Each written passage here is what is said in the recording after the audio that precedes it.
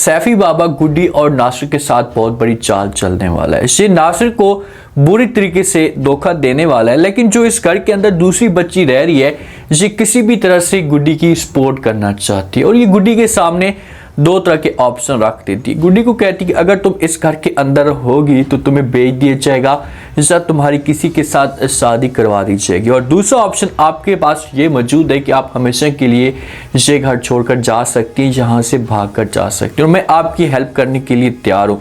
गुड्डी अब क्या करेगी? क्या ये घर छोड़कर चली जाएगी? अगर ये घर छोड़कर जाती है तो उसके बाद फिर नासिर के साथ क्या होगा, क्योंकि नासिर ने गुड्डी के लिए बड़ी कुर्बानी दी है। तो अगर गुड्डी नासिर को नहीं बताती और ऐसी घर छोड़कर जाती है तो फिर नासिर के लिए मुश्किलात खड़ी हो सकती है और सारा के सारा जो इल्ज़ाम होगा ये नासिर के ऊपर आ जाएगा कि भाई आपने ही गुड्डी को गायब किए हुए। तो अब आगे आने वाली जितनी भी एक साथ होंगी ना, ड्रामा एंड की करीब पहुंचता जा रहा है, तो ये अब ऐसा ऐसा इंटरेस्टिंग बनता जाएगा। नेक्स्ट एपिसोड के अंदर क्या होगा, गुड्डी किस तरह से अपने आप को इस दलदल से निकालेगी, ये आज के शो में डिस्कस करने वाले हैं। तो सैफी बाबा है ना, इसे शाज़िया को लालच दे देता है। शाज़िया को कहता है कि भाई मेरे पास बहुत सारे ऑप्शन मौजूद हैं, इस मसले का हल भी मेरे पास मौजूद है, बस आप ऐसा करें कि पैसे तैयार रखें और मुझे अपने घर के अंदर बुला लें।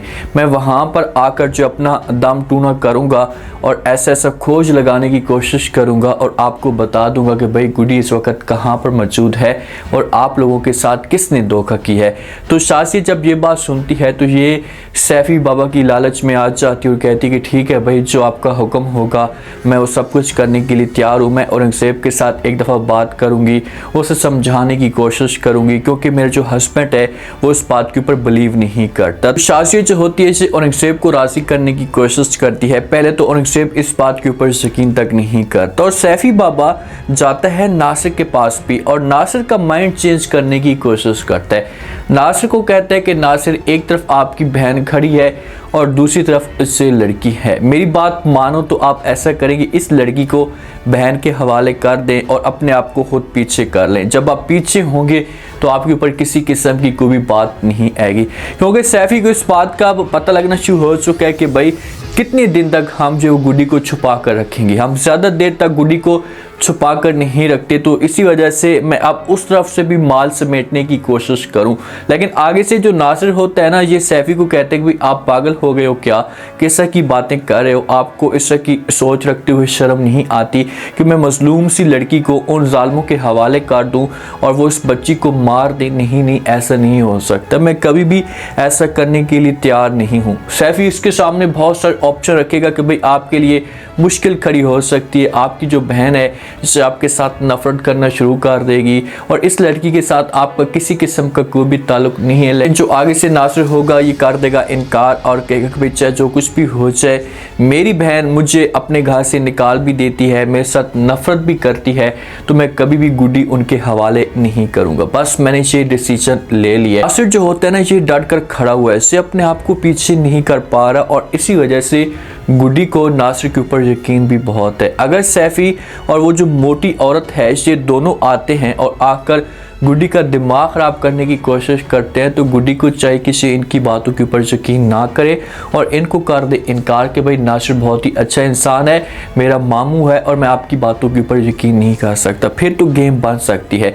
जो रमीज़ होता है ना, रमीज़ आता है शाज़िया के घर में, औरंगज़ेब के घर में, कि रमीज़ जो है ना इसे बड़ा औरंगज़ेब को ब्लैकमेल करने की कोशिश कर रहा था कि भाई आपने जानबूझकर गुड्डी को छुपाया हुआ है, आप मुझसे पैसे नहीं देना चाहते, इसी वजह से आप मेरे सामने झूठ बोल रहे हैं। तो औरंगज़ेब जो होगा इससे जवाब देता है रमीज़ को और कहता है कि ठीक है भाई, अगर आपको मेरी बातों के ऊपर यकीन नहीं है तो आप ऐसा करें कि मेरे घर के अंदर आ जाएं और आकर सब कुछ डिटेल ले लें, आपको फिर पता लग जाएगा। तो रमीज़ आता है और आकर जिस वक्त औरंगज़ेब के साथ मिलता है, शाज़िया के साथ मिलता है, तो फिर जाकर इसे यकीन होता है। और रमीज़ जो होता है ना, ये अपने बंदे लगा भी देता है, कुछ इसके पास बंदे होते हैं क्रैके गुंडे, उनको काम सौंप देता है कि भाई आपने गुड्डी को ढूंढना है। जिस वक्त ये सबको बंदों को लगाता है काम पे, तो ये आता है औरंगज़ेब के घर में भी, तो इनके साथ बात भी करता है और कहते हैं कि भाई आप लोगों को परेशान होने की कोई भी जरूरत नहीं है। गुड्डी जहाँ पर भी होगी हम इसकी खोज नहीं लगाते, हम इसके लिए परेशान नहीं होते, जहाँ पर भी होगी इसे हमें ज़रूर मिल जाएगी। ये बात जब औरंगजेब सुनता है तो आगे से जो होगा इसे रमीज़ को इनकार कर देगा और कहेगा कि आप किस तरह की बातें कर रहे हैं, हमारी गुड्डी गायब हुई हुई है, हम सुकून के साथ नहीं बैठ सकते, जब तक गुड्डी हमें नहीं मिलेगी तो हमारे हाथ में कुछ भी नहीं आएगा। तो रमीज़ जो होगा ये बताएगा इनको कि भाई गुड्डी जहाँ पर भी होगी इसने एक न एक दिन पुलिस के हवाले जाना है, पुलिस को मिलनी है, क्योंकि पुलिस भी खोज लगा रही है और मेरे अपने बंदे भी ढूंढने की कोशिश कर रहे हैं, तो किसी एक को तो मिल जाएगी ना। जब किसी एक को मिलेगी तो उसके बाद हमें भी पता लग जाएगा और गुड्डी जो होगी से हमारे कंट्रोल में आ जाएगी।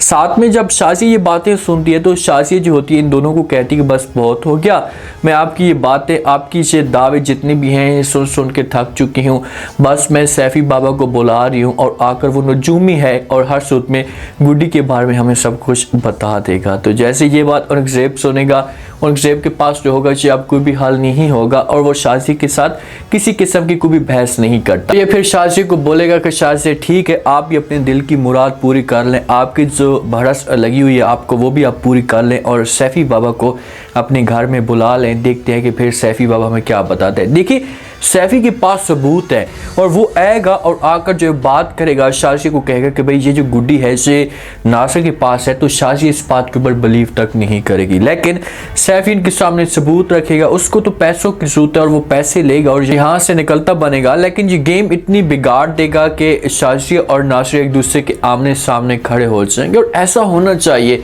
शाज़िया नासिर के ऊपर गुस्सा करे, इसके साथ अपनी नफरत शो करे ताकि नासिर जो है ना खुलकर खेलने की कोशिश करे। नासिर के पास तो सबूत तो बहुत सारे हैं ना, जब इसके पास सबूत है तो ये फिर इनके सामने ये सबूत रखेगा कि भाई आप लोग गुड्डी को मारना चाहते थे, इसी वजह से मैंने ये सब कुछ किया। अब जो मोटी औरत होती है ना, छोटी बच्ची के साथ या उसके ज़िम्मे काम लगा देती है, गुड्डी को ये बोलते हैं कि आप जल्दी से तैयार हो जाए, मेहमान आ रहे हैं। अब देखिए गुड्डी के साथ वो बात शेयर नहीं करते। अब इनका प्लान हो सकता है, शायद ये शाज़िया वालों को बुला सकते हैं, शायद ये गुड्डी की किसी के साथ शादी करवाना चाहते हो। इसी वजह से गुड्डी को ये मैसेज दिया जाता है, लेकिन गुड्डी तैयार नहीं होती। जब गुड्डी तैयार नहीं होती थोड़ी देर के बाद वो दोनों आते हैं, वो औरत और वो साथ में बच्ची गुड्डी को आकर देखते हैं तो गुड्डी के ऊपर गुस्सा करती है वो औरत और कहती है कि भाई आपको मैंने बोल भी दिया था लेकिन आप तैयार नहीं हुई, क्या मसला है, मेहमान आ रहे हैं। तो जल्दी से वो बच्ची जो होती है इसे गुड्डी को तैयार करवाना शुरू कर देती है, इसे मेकअप करती है और उसके बालों को सेट करती है। तो ऐसा फील हो रहा होता है कि गुड्डी को कोई देखने के लिए आ रहा होता है